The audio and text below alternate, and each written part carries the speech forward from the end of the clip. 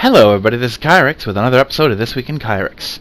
Today is Monday, February 1st, not 2nd, 1st, 2021, being recorded for the week of Wednesday, February 3rd, 2021. I'm a little out of breath because I just came in from getting the mail and it's cold and windy out, so I ran back home. And I'm still catching my breath from that. For those who don't know, the mailbox is on the front of the house, but that door doesn't work right, so basically if you don't close it fully, then it will just open itself and the pets will escape, and that's not good. So I have to go out the back door, run around the house to the front door, get the mail, run back to the back door.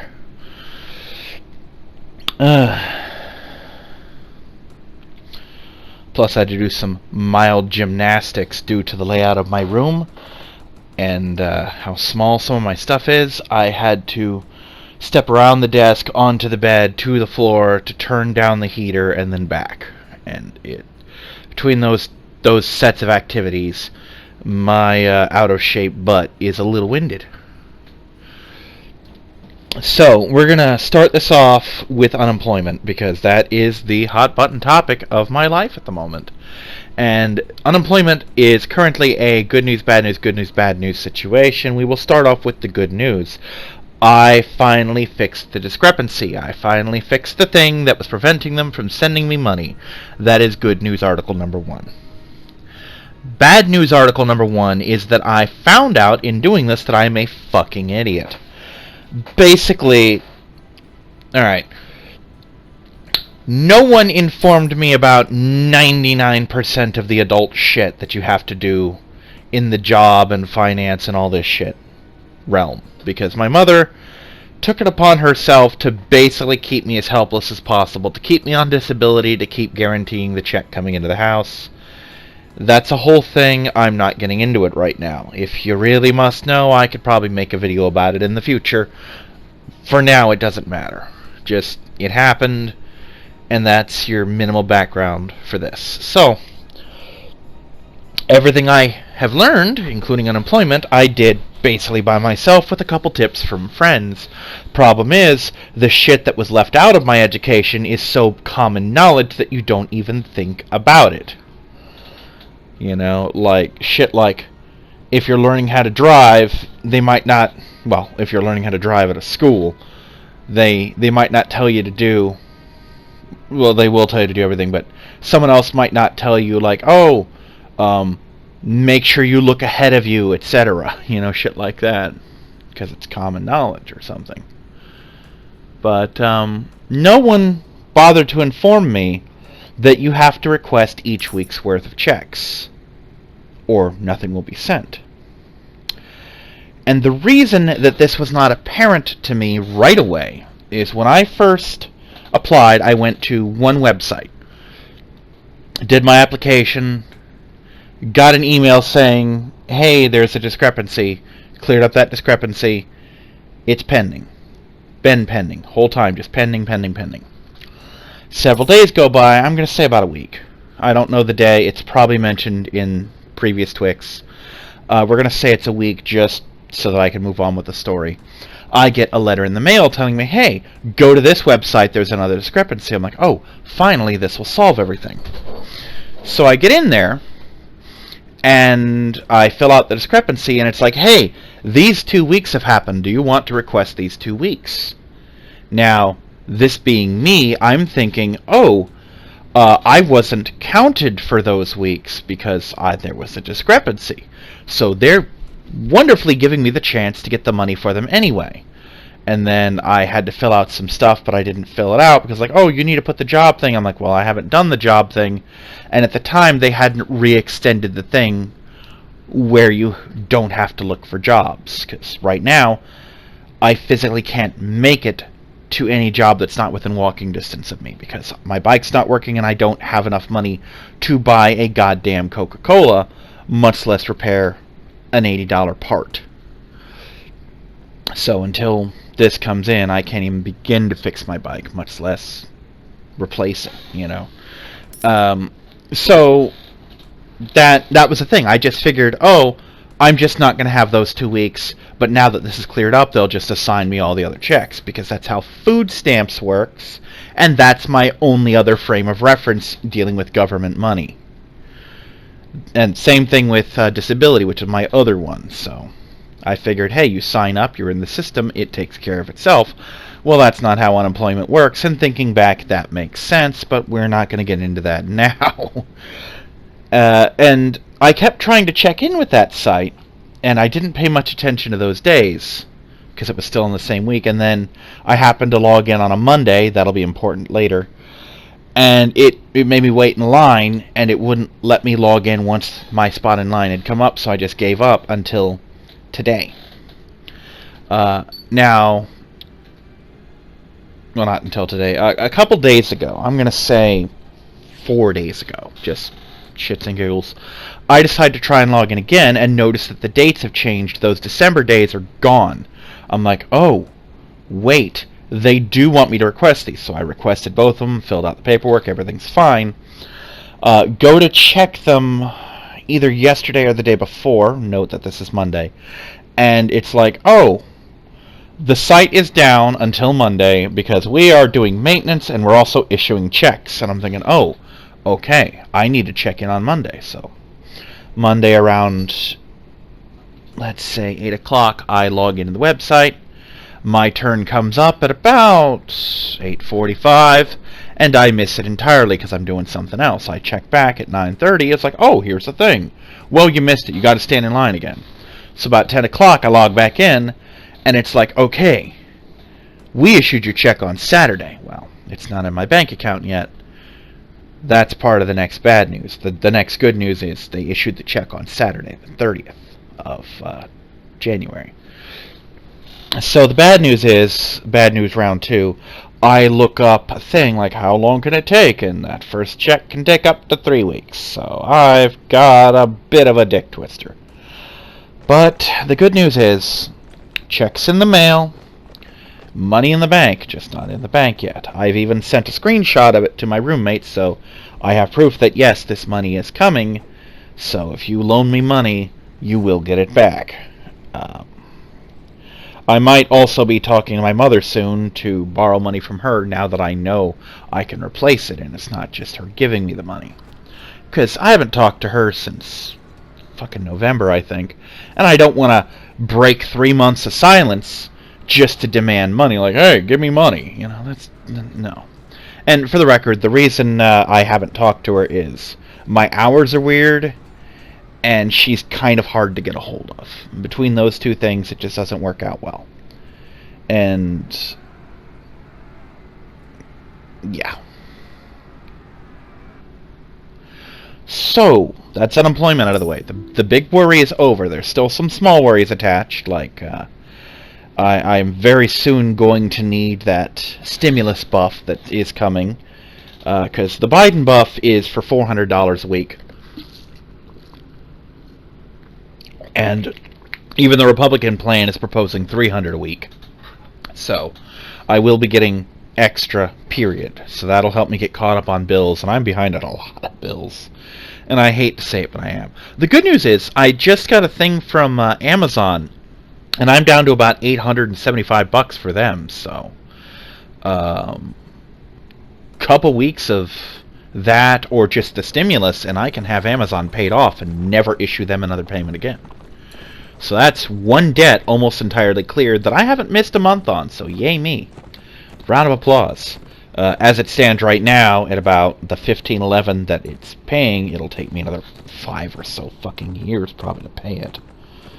Let me just do the quick math here, because I don't need to focus on the game. Hoi. Alright. 4.8 years. Yeah, that's about what I thought. So yeah, basically 5 years. God, that was creepily on the money. But speaking of the money, if I get the extra unemployment after a couple weeks, I can pay that off when the stimulus comes in. If I'm caught up on my bills, I can again just chunk that in Amazon and call it a fucking day. No more payments to Amazon. Now I can move on to the next financial responsibility, which might be Fingerhut. I don't know. It depends on either if I still have the paperwork for Fingerhut to give me the address, or if somebody calls me. You know what I mean? Because I've gotten a couple calls like, hey, can you put even... I'm like, dude, I cannot put $1 on it because I have so much financial responsibility and some of it's going towards food, you know. But once Amazon's paid off, I'm open to start the next bill, you know, so good for me. Progress is being made.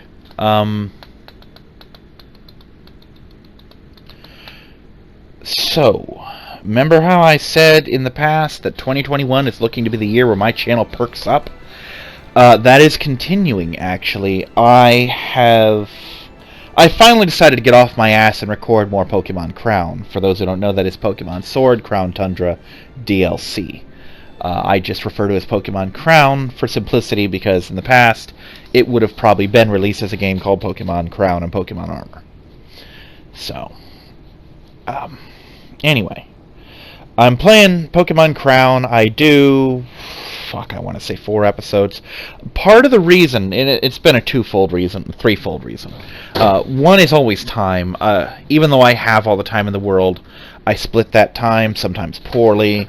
When I do not have structure to my day, I tend to nap often, and for long periods of time. That's just the sad fact of life, really. And, so that's factor number one. I just couldn't find the time amidst other projects and just flat out falling asleep. Problem number 2 is I kept wanting to do more of the Dynamax adventures. Like, oh, one more time, surely this time Stakataka will be shiny. You know what I mean? Hasn't been working out that way for me, but I've tried. And finally, I just didn't want to go through the headache of hooking up the capture card.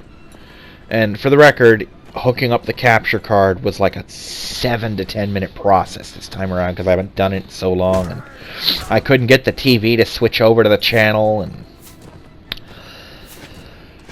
but there is good news. There is light at the end of this rainbow. Apparently, my XSplit had updated itself into a whole new program. It's still XSplit. It's still what I signed up for. It's just no longer that particular version of XSplit, and it's calling itself something different. But it's...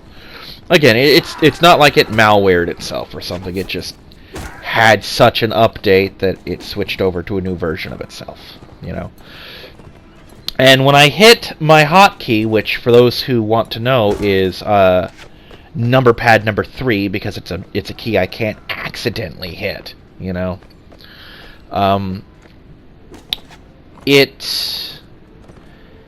It activated a page. It brought up a little pop-up basically saying, hey, would you like to tweak the settings for this? Because it turns out Numlock 3 on mine is also page down, and it wanted to assign page down as a thing. And one of the features I noticed was the ability to capture card into HD finally. And I spent the next 20 minutes fucking with those settings. Just doing test recordings, doing sound recordings. The sound recording was a very good thing I did because it was not pulling from my headset microphone at all. Matter of fact, it wasn't pulling from any microphone. So I had footage, but no audio. Well, I had game audio, but not my audio, and that kind of makes the Let's Play, especially in a blind run. And it culminated in me basically doing a quick video. What I was checking for was lag, first and foremost. Because if it lags, it's dead. I'm not putting up another AM2R. Not that I put up the first one. I do need to put up the first one. I need to dig it off a fucking hard drive and put it up. Eisen actually yelled at me at one point. It's like, we did that thing a year ago and you still haven't put it up. I know. I'm bad, Kyrix. But I ended up putting it up on YouTube. Private. You didn't miss it. I privated it. I watched it myself to make sure... First off, that it went off without a hitch, but most importantly, that it could move up to 720p quality, and it could. Now, I don't have the eye to see if it actually is 720p, but for once YouTube said it was instead of 480, so I'm going to take YouTube's word for it. Which means I can finally record the Switch in decent quality. Which means that if I need to record something longer than an hour, and I wish I'd done this before I did Kingdom Hearts, I could do that now in good quality. The problem is there is some audio sync issues, so I'm going to have to edit, and we all know how I feel about editing. But hey, better to edit and have good quality and have a working video than to have not those things. So that's what I've got to deal with. But hey, I'm into Pokemon Crown. I have caught Kyrix and whatever the ghost horse's name is. I have unlocked Virizion to catch, and I'm currently shiny hunting it. I have fainted it 300 times. That's not an exaggeration, because when you faint it, you can fight it again, and it registers each feint in the Pokedex, and I stopped at 300 and decided, okay, I'm going to do something else.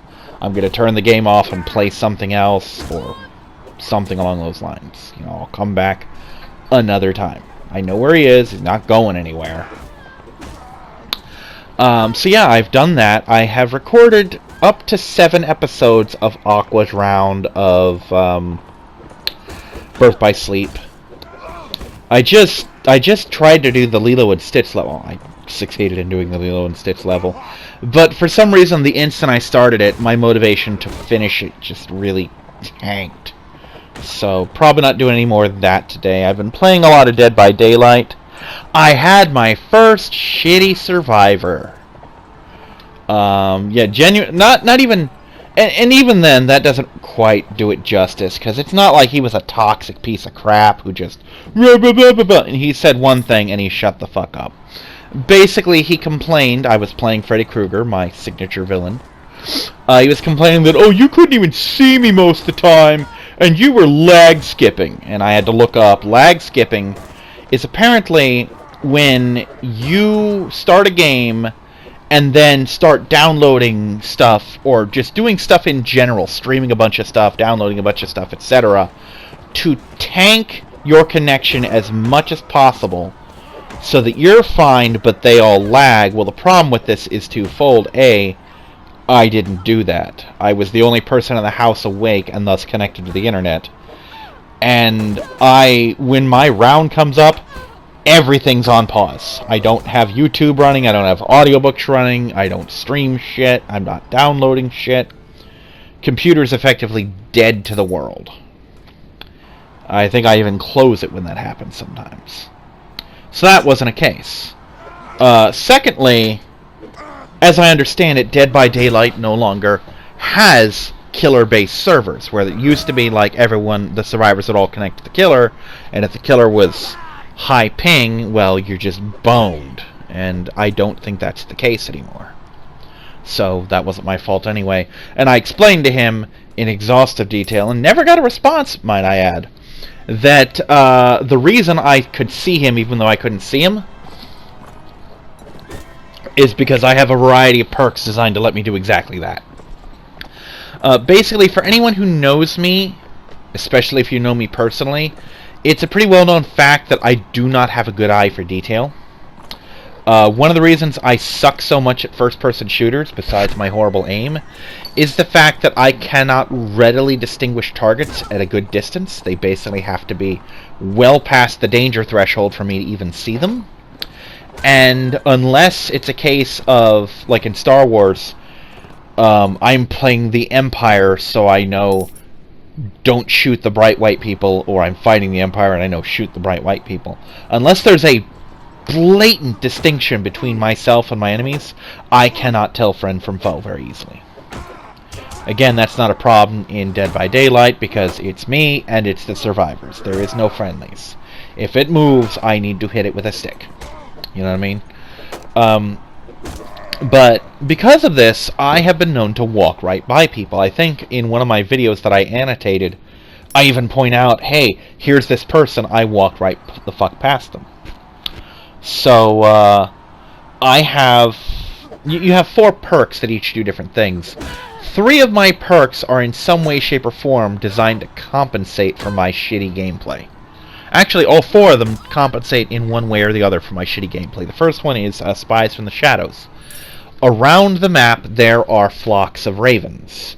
And they just settle around. If you watch the ravens, you can get a lot of clues. Like, If someone's hiding somewhere for a long period of time or hiding in a locker, ravens will settle there, and you can know, oh, there's a raven on that locker. Someone's in that locker, you know. But the main thing the ravens do is if you don't crawl past them, you have a very high chance of disturbing them and making them fly off. If you happen to be looking at them and you see them take off in a panic, you know there's a survivor there. Spies from the shadows gives me, as they put it, an auditory clue. Basically a small explosion and a highlighted picture of a bird telling me, hey, over here is somebody. So that is clue number 1, that someone's in the area, and 9 times out of 10, when I didn't see him, he disturbed the birds and I followed them. And I told him, yeah, dude, you pissed off my birds, that's how I keep finding you. The second perk is called Sloppy Butcher, which is really appropriate for Freddy Krueger. What it does is, and the stages vary depending on the tier. I have it at tier 3, so it's a pretty heavy thing. It causes mangled, which makes it harder to heal. So basically, if I injure someone, if they want to be healed, they're going to have to put a lot more medical charges into it or a lot more time into it. So a lot of times when you get a team getting sloppy butchered, they don't bother to heal at all, which that'll come into play in a minute. The second feature it adds is hemorrhaging. And when someone's hemorrhaging, they drop a lot more blood than usual and in a lot more frequency. So I'll get bigger blood puddles and they'll be closer together. So even if they aren't running and leaving scratch marks, or if they are running but they're leaving light scratch marks due to a perk, I can always follow their blood trail. Combine that with the birds, and it makes it very easy to find survivors. The third thing that is important about Sloppy Butcher ties in with the whole they don't heal thing. While there is a perk to stop this, not everyone runs it. More people should, but not everyone does. Injured survivors will make groans of pain. And I can hear those because I wear headphones, and this is why I wear the headphones, because auditory clues are important for survivors, but they are do or die for the killers. I've had numerous cases where someone was perfectly hidden from me. They were literally crouched behind me, and in such a way that I didn't see them when I entered the room, and was planning to go out the other door, so I wouldn't have seen them, and they'd have just gone on with their day. But because they were injured, I heard them, turned around, slash, now they're on the floor. You know. So far, I've got the birds that alert me where he is. He's trailing blood because he never healed throughout the entire match, or if he did, he healed exactly once. So he's hemorrhaging blood, and he's making groans of pain that I can follow to him. And then there's the last two. Then there's the next step in this, which is we happen to be doing this on a map that I play all the time. The maps are allegedly randomized unless you put in offerings to increase the odds of going to a specific map. Well, the problem is the randomization machine sucks, and I get the same 3 maps all the time, and this was one of those maps. I'm very familiar with the overall layout of this map. As I understand, it changes a little bit here and there, like the generators move, the hooks move, the chests move, a couple other things move. And, yeah. But, and of course, the hatch always moves, but I have a general idea. Oh, pallets also move. Like, pallets might not be in the same place from run to run.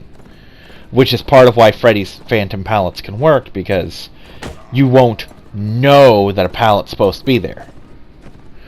But, so, I've got the birds telling me where he is, I've got the blood telling me where he is, and I know the map, so I know where the fuck he's hiding. Like, oh, whenever someone runs over here, they'd be in this part of the map, and of course, there he is. I go to that part, and I can hear him crying, and he sets off the birds, and then I down his ass. But the last 2 perks are, one of them is to compensate for my shitty aim, my well-known shitty aim, and it is called Unrelenting? I'm gonna say it's Unrelenting. Basically, every time you miss, you take a second to basically scold yourself, for lack of a better term. And with this perk, the time spent doing that is shortened by like 20%, so I'm moving 1/5 less time wasted before I can attack again. And this is there because I constantly misjudge my lunges, and sometimes I just flat out jump the gun. So this allows me to recover and swing again. And the final perk is called Iron Grasp, where if I walk past a hook or don't see one nearby, it keeps them from struggling before I can reach said hook. But yeah, basically you'll notice all of my perks are designed to compensate for the fact that I'm a rookie and don't know what the fuck I'm doing. You know. But, yeah. And he was just bitching, like, oh my god, you couldn't see me, how'd you find me? I'm like, because you're predictable. I didn't say that, but basically, in layman's terms, I totally said that. That reminds me, let me lock this up so the cats aren't going out there during hockey. All the kitties and dog are accounted for. Yep, I see all 4 of them and the dog. So they're not leaving the room until the hockey game's over. Oh god, yeah, that's right. I've got to... One of these checks, I've got to set aside some time to go to the vet. Because Willow and girls need some flea pills, because Willow keeps ripping her goddamn fur out.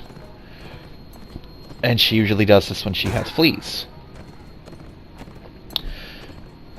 And, yeah. Oh, on a lighter note, tonight, that is to say, February 1st, 2021, will mark the last time I have to do my daily in Star Trek to get the space set that I wanted. Basically, this will be the last run, then I'll start earning dilithium until, I want to say, the 11th. So, that's a thing. Other than that, what have I got going on? I do have to get off my ass and work on Until Dawn.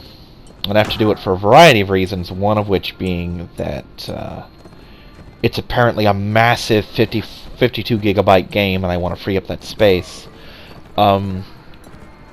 Another reason, which ties into freeing up space, is once I finish Birth by Sleep, Kingdom Hearts Birth by Sleep, I'm going to erase the game itself, because the next game in the list is on a different disc, and I'm basically, to save space, I'm deleting whatever one I'm not actively playing. So basically that's going to get deleted off of there, and that'll free up enough space to work on the Final Fantasy VII Remake. So I'll still have Kingdom Hearts relatively in my mind, and then I'll do Final Fantasy VII, which, it's like 100 gigabyte for the install, but between Kingdom Hearts and Until Dawn, I'll have enough space to do it, and then once I get Kingdom Hearts and Until Dawn off the PlayStation's hard drive and onto YouTube and my external or Dropbox or wherever the fuck I store it as a backup, once I do that, I'll have plenty of room to do all of Final Fantasy VII, and then once that's done, I will erase that from the hard drive and send that motherfucker back to GameStop, and we'll move on from there and back to Kingdom Hearts and all this other good shit. I am trying to make 2021 the year my channel comes back to life, which you'll notice is a resolution that I never seem to keep. Because 2020 was supposed to be that too, and that shit fell apart. But I am actually getting better at doing my uploads, doing my edits, so on and so forth. The Pokemon Crown thing... God, did I even put armor up? I don't even know. The thing with Pokemon Crown is I'm not looking forward to doing the editing, but there's almost no editing to do. It's basically I start off at the start of it, I do a sync check, I just have to sync my audio, get it set up, and then hack off the front part before my intro, and then hack off the part right after my ending, and there's the video. It'll take me maybe all of 5 minutes, depending on how easily I sync shit up. But I don't want to do it. It's a pain in the dick. But, yeah, once I get a knack for it, it'll be second nature. I mean, I used to do the same thing when I was doing music videos. If you look at the very first music video I did, which you really can't do because it's not on YouTube anymore. I do have it. But if you look at my very first music video and you look at the most recent one I did, which even that was like 7 years ago, you'll notice a drastic difference in everything. Maybe not video quality, but editing quality, matching with the song, Shit like that. As a matter of fact, I even redid my original music video, which I will not put back on YouTube, because this music video is the one that got my channel taken down. My channel was deleted specifically because of this music video. The very first one I ever made, which was a Dragon Ball Z music video about Nappa. And like, it was up for maybe a couple weeks, and it's like, oh, well, this meets our copyright, motherfucker. And we are going to put ads on your video unless you want to contest this. I'm like, okay, cool, put ads on it. I don't care. I'm not monetized. And then one day, years later, it's like, yeah, we're copyright striking this Nappa video. Your channel's dead to us. I'm like, you told me it could stay up and I didn't have to do anything if you put ads on it. There have been ads on it for like 3 years. What the fuck? You know? And so that video will never go back up. Basically, the only videos that will go back up are the ones, or that will go up are the ones that are already up. I mean, if I ever get to the point where I have a Discord channel for my viewers, and y'all want to see these videos, I still own all but like the last 4 that I made. 3 of which had to do with the Hulk versus series, Hulk versus Wolverine, Hulk versus Thor. One was for Wolverine, one was for Thor, one was a combination of both. And the very last one was Spectacular Spider-Man, of Spider-Man versus Venom to the song Enemy by Fozzy. But those are the only 4 I don't still have. I have every other one I've made so far. And, you know, if I ever get in contact with anyone and they're like, oh, I would love to see this video, you know, I'm on the Discord, I could figure out a way to, you know, like, hey, these are in the Dropbox, here you go. You know what I mean? But right now, there's nothing in it, you know, there's nothing. You know, I don't even know if I have access to that hard drive, because the last time I tried to get into it, it was kind of twitchy, so maybe I don't have them anymore. I don't fucking know. But, yeah. See, I mean, trailing back to that, it's not too overtly difficult for me to, you know, to edit these. I just don't want to. Yesterday I went to my friend's house to swap games with her. She had been borrowing my copy of Final Fantasy XII, The Zodiac Age, and she had been wanting for about 2 years to play Digimon World Next Order. And I finally am like, hey, you want me to bring over Digimon World and pick up Final Fantasy? I checked like months ago and they were done with it. So I'm like, it's like, yeah. I'm like, okay. How about I do it tomorrow, which for us was yesterday, because I'll be up then when the sun's up, and I don't want to deal with this cold. It's like, okay, cool. So I walked up there, swapped games. We hung out for about 15-20 minutes, just chatting about Pokemon and shit, and then I went home. And then I slept for about 5 straight hours. But yeah, I've got Final Fantasy XII, The Zodiac Age here. Disc looks good. Still in its container, all that fun shit. It will be a Let's Play at some point. I actually have never beaten this game, and I, for the life of me, cannot exactly remember what point I left off on. Once I get there, I can basically tell you, hey, this is where I stopped. It's a specific dungeon where you can do an infinite grind, basically. What that means is, let me explain the mechanics. Final Fantasy XII has this system called the Gambit system. It's not like their skill system, that's something else. That's the license page or something, and it's really weird, and I'm not getting into it. But the Gambits are basically an AI system, because this is one of the first Final Fantasies, and definitely the first true Final Fantasy that's not an MMO or a side game, to have AI-controlled party. And what they do is there's a system of gambits. I don't know why they're called gambits, but they are. And as you level up and get stronger, you get more gambit slots, so that you can program certain conditions, like, if an ally falls below 50%, use a high potion. If they fall below 25%, use an elixir. You know, if their MP hits, you know, below 15%, give them an ether. Stuff like that, right? on sight of enemy cast this spell. Well, there's a system where you have these flan enemies. They might be flans, they might be jellies, but they're the fucking goo balls. And they're designed to spawn in a certain amount until they're all killed. And by killed, I mean the party damages them to death. And as it turns out, if they are not killed by damage, they will spawn infinitely. And this may have been patched out with the new game. I hope it isn't.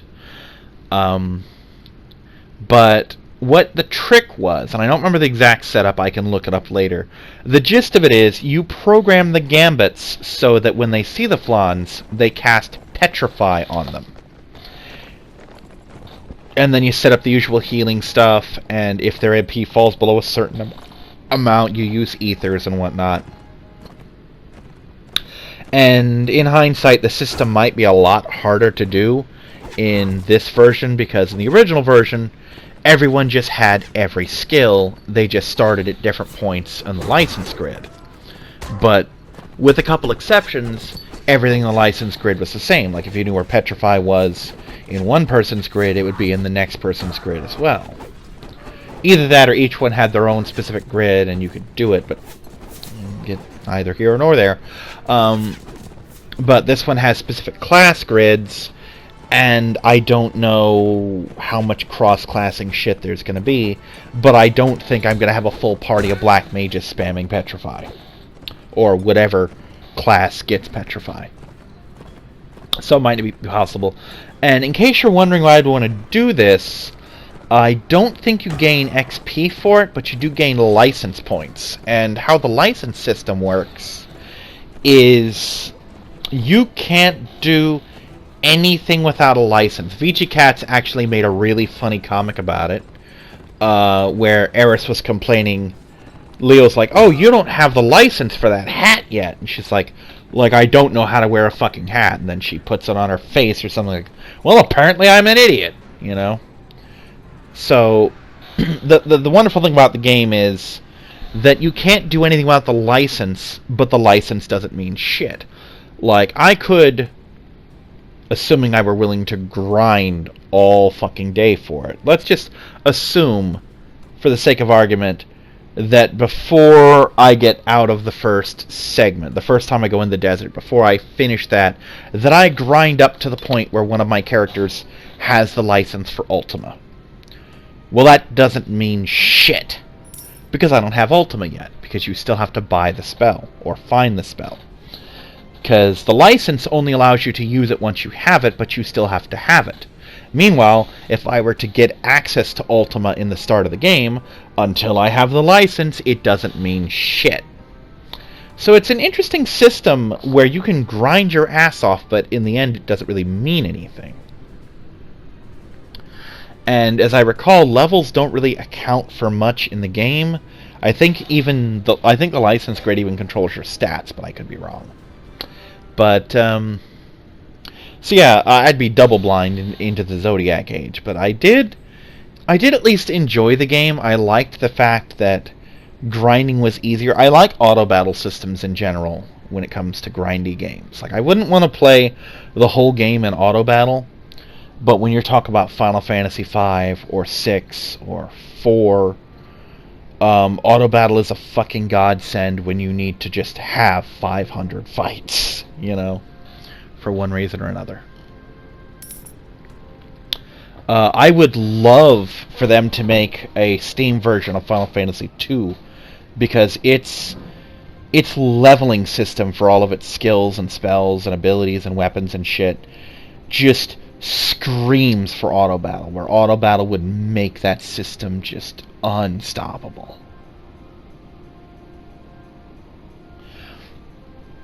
The reason I'm looking at that town, where I shut up as I was looking at that town, until I realized that it was linked to one of these places up here, because at this point in my recording, my group was at war in this region, and I was pretty sure I took out all the strongholds before the end of the last video, but I didn't remember going anywhere near that map. But I think one of the other kingdoms is in charge of that one right now.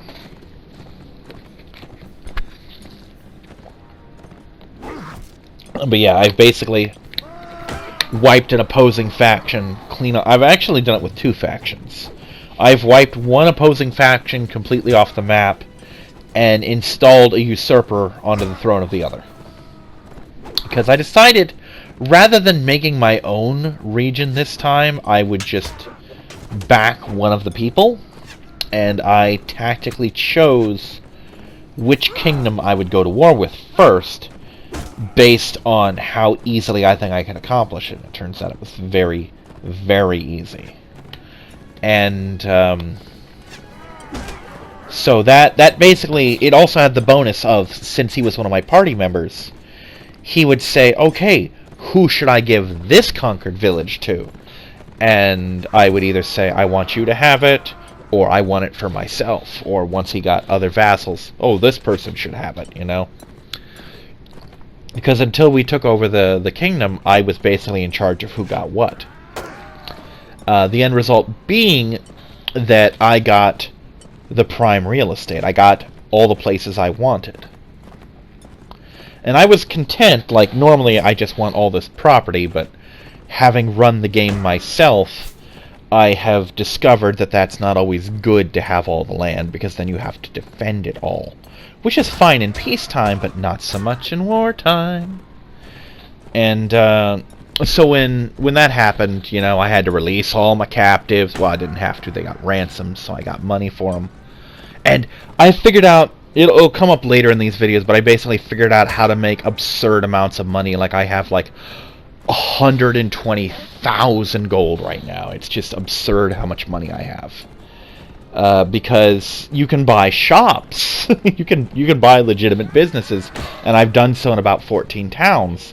And while they don't make a ton of money, they do make consistent money, and they eventually make up for the money you put into them. Like, I don't really operate at a loss. I may only get a little bit, but I always get something for them, you know what I mean?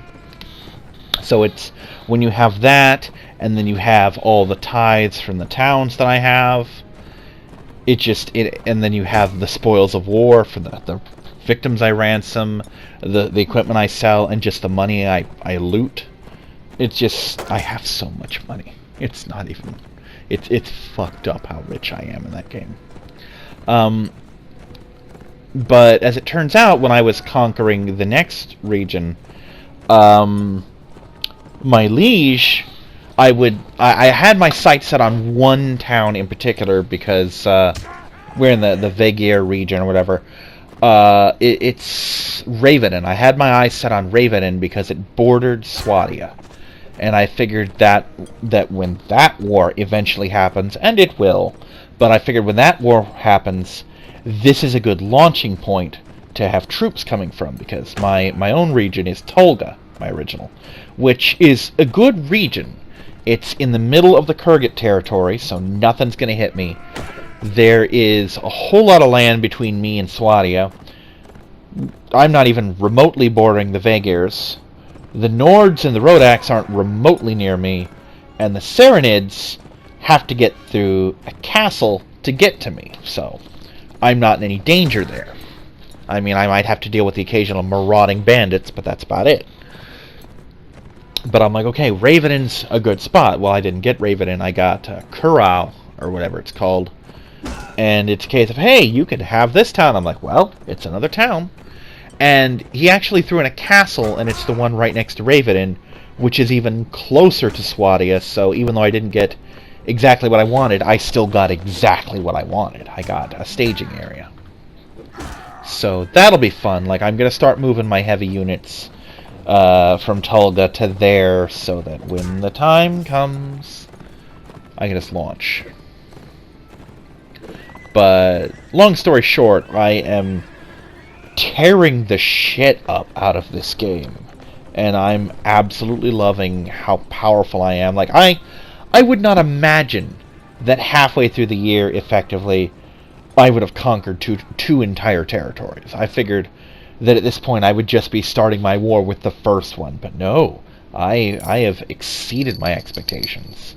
And for future playthroughs, because I now know about the legitimate businesses, I no longer have to do the system I have, which is getting all the prisoners, where I have 50 prisoners by maxing my charisma. I can instead max my intelligence, which is the stat I want, and then put points in other stuff.